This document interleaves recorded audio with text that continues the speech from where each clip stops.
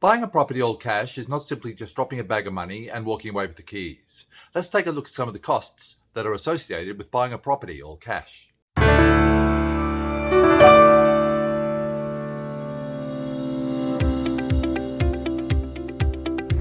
Welcome to PM New York. My name is Peter McLean from Corcoran, and if you're new to the channel, please hit like and subscribe.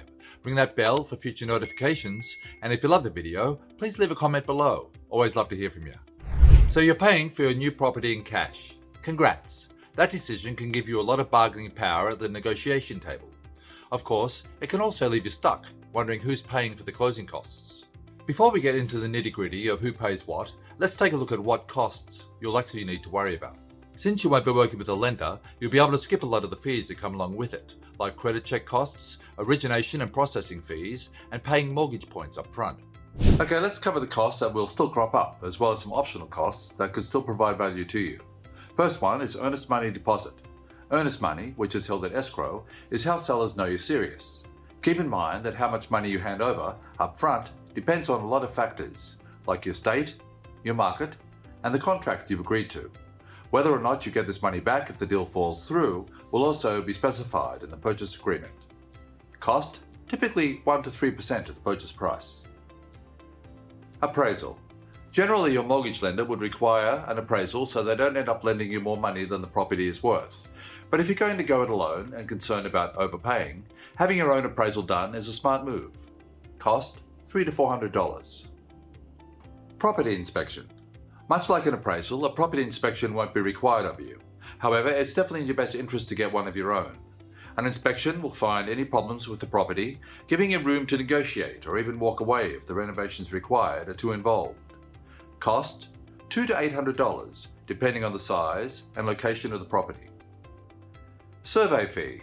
If you're buying a large plot of land, especially undeveloped land, you might feel the need to verify the property lines. This won't be required of you, but those in special circumstances, it might be worth it.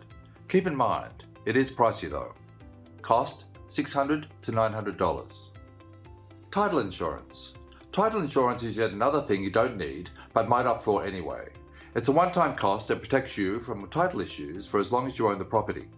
Typically, a lender requires you to buy insurance to cover their stake in your property, but without one, the choice is yours. Cost?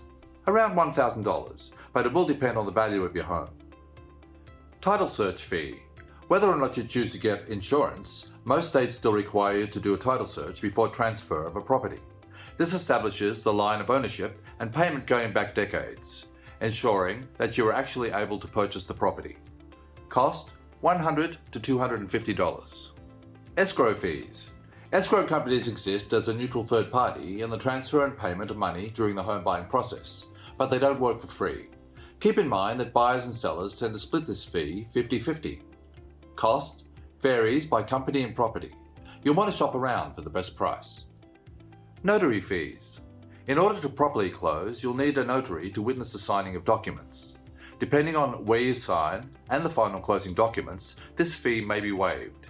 Cost, around $100. Attorney's fees. Some states require a buyer's and seller's attorney to oversee the sales contract and closing.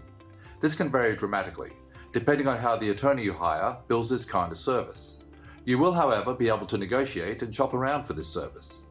Cost, $400 to $1,500. Mansion tax, something that's particular to New York State, and it's paid by the buyer at the closing table. Mansion tax applies to properties with a purchase price of more than $1 million. Cost, 1% to 3.9% of the purchase price. This is a staggered amount, depending upon what that purchase price is. Okay, so now we know about what gets paid, it's time to talk about who's doing the paying. And this is where things get interesting, as there's no hard and fast rules about who pays what. Paying for a home in cash means there's no lender to refuse financing at the last minute. It means the buyer can have a low credit score or lose their job and still follow through on the purchase just fine. It means there's no external reason why the deal will not go through. In all but the hottest markets, that's a seller's dream come true, and it puts you in a position to negotiate on more than just the sales price. While most of the fees I've discussed typically fall to the buyer in one way or another, many of them can also be paid by the seller if the right agreements are reached. It just depends on your situation and how much you're willing to haggle. If you'd like any details about what we've talked about today, or indeed anything real estate, my details are in the description below. And that's it for another episode of PM New York. My name is Peter McLean from Corcoran, and if you haven't already liked or subscribed, do so now. Ring that bell for future notifications, and if you love the video, please leave a comment below. Always love to hear from you. Okay, take care, and I look forward to seeing you all again very soon in the next episode of PM New York.